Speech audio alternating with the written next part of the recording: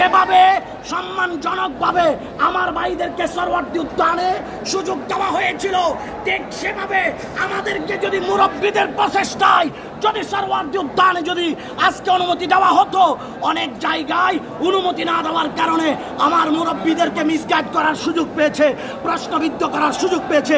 আপনাদের মাধ্যমে আপনার সরকার প্রশ্নবিদ্ধ হচ্ছে, আপনার সবকিছু প্রশ্নবিদ্ধ হচ্ছে মিডিয়ার মাধ্যমে। আপনাকেও ধন্যবাদ জানাই।